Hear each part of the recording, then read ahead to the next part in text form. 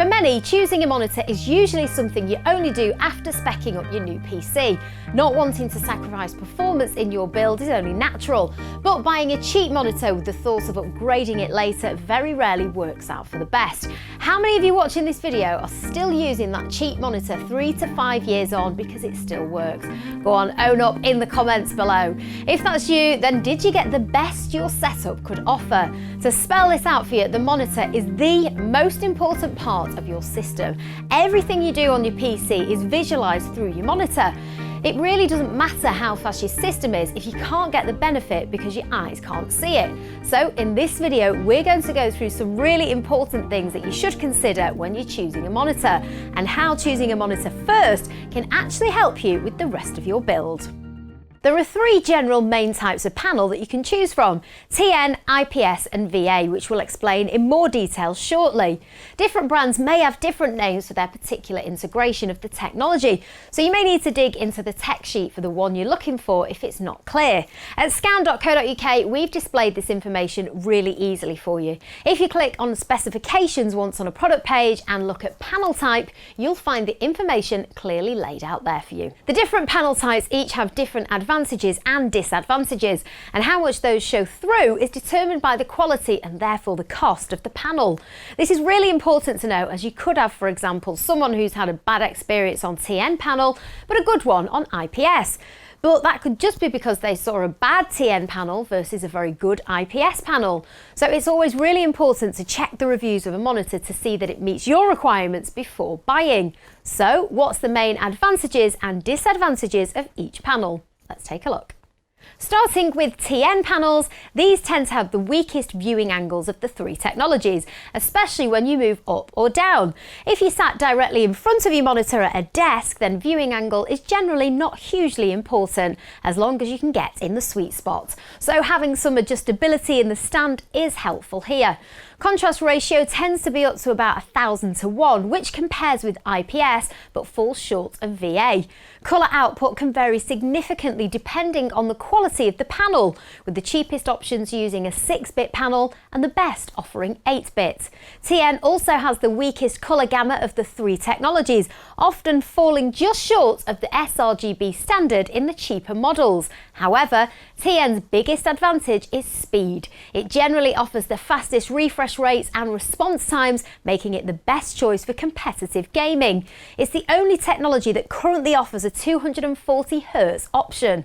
It's also generally the best when it comes to minimising smearing or ghosting, when a pixel can't react or change fast enough to keep up with the refresh rate. IPS has easily the best viewing angles of the 3 technologies, offering very little colour shift when viewed at any angle. It offers slightly higher contrast in general than TN, at about 1000 to 1 or slightly higher. Cheaper panels can suffer from an issue called IPS glow in very dark scenes. There are a few 6-bit IPS panels out there, but most are 8-bit, and IPS is the only technology that offers a genuine 10-bit panel in more than the odd model. IPS offers easily the best colour space coverage, usually easily surpassing the sRGB standard. This is why generally professional work like photo or video editing is usually done on IPS monitors. For refresh rate, IPS currently tops out at about 165Hz. However, cheaper panels can suffer from smearing or ghosting, which means they perform worse in games. VA offers viewing angles somewhere in between TN and IPS. Where they excel though is in contrast ratio. This is typically much higher than TN or IPS, at about 2000 to 4000 to 1. VA panels are largely 8-bit, with the odd very high-end ones offering 10-bit. This is much rarer than 10-bit IPS panels though. Most panels are 8-bit with a technology called FRC, which gives them 10-bit support. VA sits in the middle between TN and IPS for colour space coverage, often offering 100% sRGB. Refresh rates generally top out at 165Hz, with some ultra-wide models going slightly higher. VA has a much slower response time than TN, meaning it's more likely to suffer from smearing or ghosting during gaming, especially with cheaper panels. So that's the 3 panel types that you'll see, and your individual usage will generally determine which type will suit you best. Again, it's worth noting that quality can vary massively in all 3 types. If you're buying a high-end version of any of these, then it's likely that the disadvantages of the panel type will be minimised. And likewise, buying a really cheap one without looking at the actual performance could mean you get a worse experience than advertised. So be sure to watch or read some reviews that cover the type of usage you need for the monitor you're looking at. So let's take a look at some of the other things that you should consider. First up is refresh rate, always stated in hertz. This tells you how often the monitor updates the picture you see. If it's 60 hertz, then you see 60 updates per second. If it's 120 hertz, you see 120 updates per second, and so on.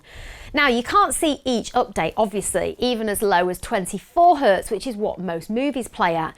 This is why you'll hear arguments about the fact that your eyes can't see above 30 or 60 frames per second.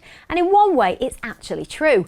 If you could see, then you'd see the picture flashing or strobing whenever you looked at a screen. However, what our eyes are very good at is sensing motion. So although you don't see each individual frame of movement on screen, you can perceive how smooth that motion is. Smoother motion is easier on your eyes and allows you to react faster and with a higher degree of accuracy. That leads to a better experience. Now, as everyone is different, the maximum rate at which you see a benefit changes per user. So you do need to figure out what's the best for you. It's worth bearing in mind that to get the full benefits of a 144 Hz display, you need a graphics card that can also run 144 frames per second in the games that you play. It doesn't have to, but at the same time, you won't really benefit very much running a game at 45 frames per second on a 144 Hz monitor. Balance is key.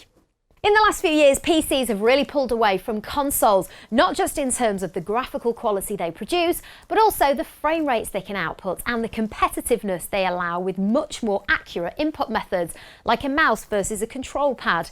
It's one of the reasons that until recently, we hadn't really seen crossplay between console and PC games.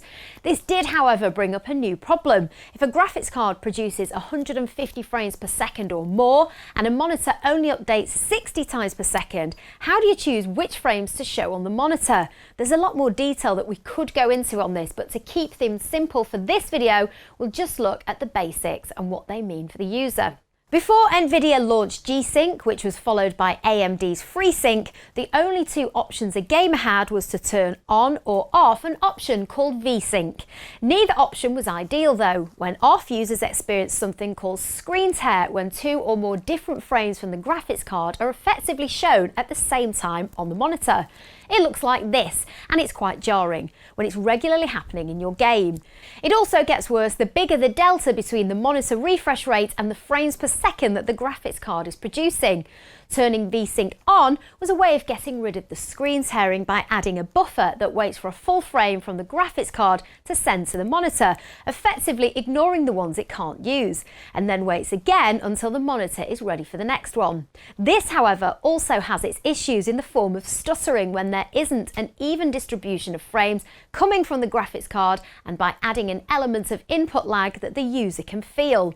To combat these 2 problems in one solution, Nvidia and AMD have both taken slightly different routes. It's widely recognised that Nvidia's G-Sync is overall the better solution, but it also costs significantly more than AMD's FreeSync. As compatibility is decided by which brand of graphics card you own, it's likely you'll be choosing which tech to use based off that, so we won't dive too deep on the exact differences there. There's also a new development where some FreeSync monitors will work with G-Sync, so be sure to check out the compatibility of the monitor you're looking at before buying. Essentially though, both technologies give control of the refresh rate of the monitor over to the graphics card so that the 2 sync together, leading to less wasted frames and smooth, stutter and tear-free gaming. So for the absolute best gaming experience, you ideally want to utilise both a higher refresh rate and an adaptive sync technology. So hopefully we've helped you understand why your monitor is a really important part of your overall setup. So what if you choose your monitor first before your PC? This is a really good strategy, especially for gamers. It's all too easy to get hung up about the performance of the graphics card. Everywhere you look, you get a bit more performance for a bit or a lot more money. Naturally, you want the best performance you can get, and this leads to you finding ways to save elsewhere to get yourself up to the next level of performance. It makes sense. More FPS equals better experience, right? Well, not if you sacrifice the tech that helps you see that performance. By choosing the display resolution, refresh rate and adaptive sync technology you want to use first, ideally based on the games you want to play the most, it's then much easier to select a graphics card that will give you the required performance to match what you can see on screen. This will then also allow you to get the best experience from your system from day one. So have you found this video useful? If you did, then please be sure to hit the like button and subscribe for more videos from us. And we'd also love to hear your comments or recommendations about your gaming monitor experience. Lastly, there are some links in the description so you can find your next monitor.